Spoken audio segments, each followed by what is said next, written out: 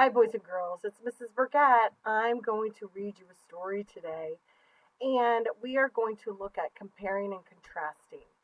Now, the last time that we were together, we read The Gingerbread Man. And this book that I'm going to read is similar to The Gingerbread Man. But I'm going to read two different stories that are just like it. So I want you guys to make sure that you are thinking about the gingerbread man as I read this story and another story later on this week. Okay? We are going to compare and contrast these stories so that you know what is the same and what is different in our readings. Here's our Venn diagram that you guys got in your packet. I want you to make sure you have this out with a pencil, and we will do this together. Today we are just going to do this side. And the name of our book today that we are going to be doing is called Stop That Pickle.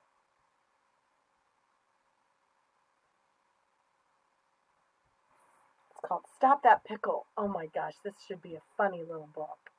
Because before it was a gingerbread man, but this is a pickle. Huh. All right, so let's listen to our story today. As we go along, I'm going to be writing different things about the pickle, okay? All right, so here's our story. Stop That Pickle. And this is by Peter Amoir, and it's illustrated by Andrew Shaw Chat. Stop that pickle.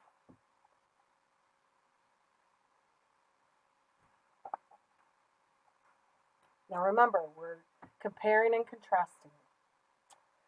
It was lunchtime when Miss Amira Deeds waddled into Mr. Adolph's deli.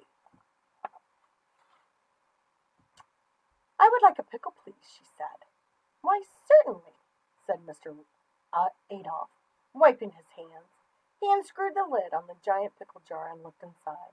There was only one fat pickle left, floating in the brine. You see the pickle? Mr. Adolph tried to spear the pickle with a long fork, but each time he did, the pickle swam to the other side of the jar. This pickle did not want to be eaten. So, as we're thinking about our character, we know that it is a what? Yeah, it's a pickle. So we're going to put that on this side of our Venn diagram, okay? Because we're going to compare and contrast, and we're going to see what is the same. But right now, we're just doing the pickle. Mr. Adolph was rather embarrassed by his turn of events, and he began to dig around in the drawer for some tongs. As he was doing this, the pickle climbed out of the jar on his little green legs, darted across the counter, and ran out the door. Eek! Said Miss Amarides.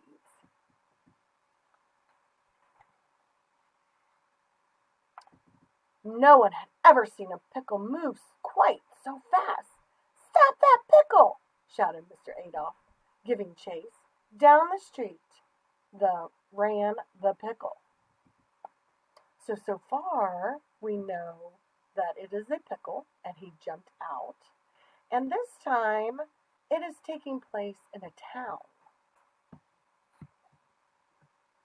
So we're going to put town here. Okay. Town.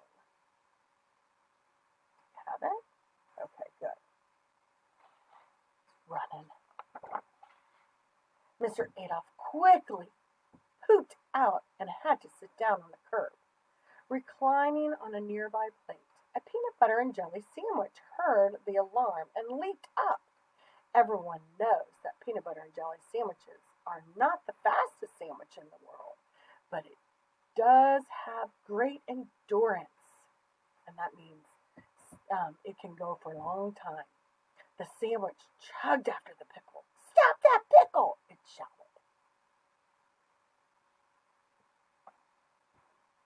As the pickle and the peanut butter and jelly sandwich passed, the baked shop, a fat braided pretzel climbed down from the counter and stumbled into the street. It ran a few steps behind the peanut butter sandwich, scattering sesame seeds as it went. "Stop that pickle!" cried the pretzel. So we know a couple more of our characters. We have a sandwich, peanut butter jelly, and we also have a pretzel.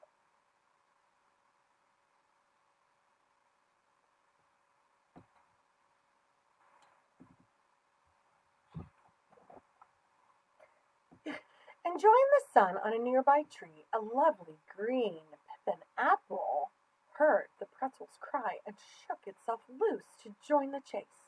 It rolled down every hill it could. The crowd of toasted almonds, 17 of them, came skittering down the street. Where they came from is anybody's guess. "Stop that pickle!" they peeped with their little almond voices. So now we have a couple more characters. We have an apple, and we have some almonds.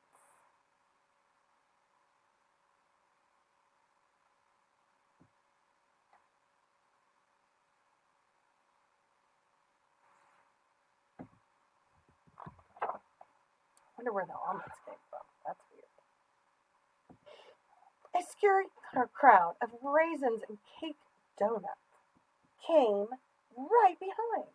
The last to join the parade were a cool bottle of grape juice and an elegant vanilla ice cream cone sprinkled with chocolate. They all had just one thing to say. Do you know what they're going to say? "Stop that pickle!" But the pickle was too fast for them all. He had a great time zigging and zagging and thumbing his green pickle nose at his pursuers. Sometimes he would stop and read the newspaper to give them a chance to catch up. They were the slowest food he'd ever seen.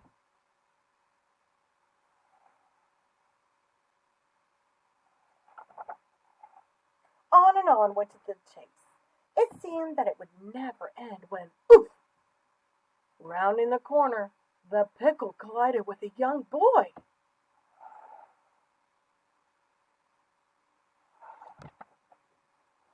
Stunned, the pickle lay there. The collision had knocked the wind out of him. Quickly, all of his pursuers gathered around.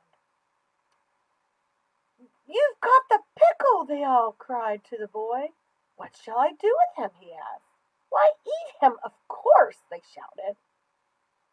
They were all in a bit beside themselves. "He's just a silly pickle."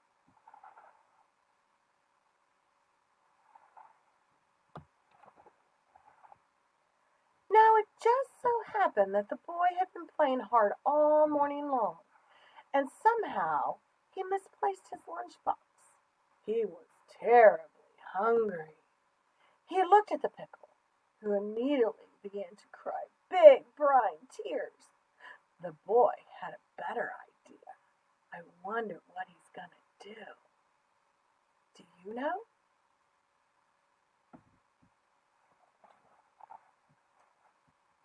The boy, he ate the peanut butter and jelly sandwich, the fat braided pretzel, the lovely green pippin apple, the 17 toasted almonds, the handful of raisins, a cake donut, and drank the bottle of grape juice. Finally, he polished off the ice cream cone. The only thing left was the pickle. Do you think the boy's going to eat that pickle? I don't know. So in this one, a boy eats a pickle. Oh, sorry. He didn't eat the pickle. He ate everything else. He ate everything else.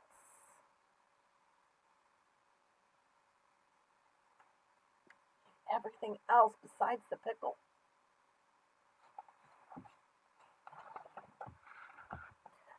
looked at the pickle and shook his head. Who ever heard of eating a pickle after ice cream? Oh, stop that pickle. Did you like my story? So, did the pickle get eaten? No, the pickle didn't get eaten, so we can put that in our last section. The pickle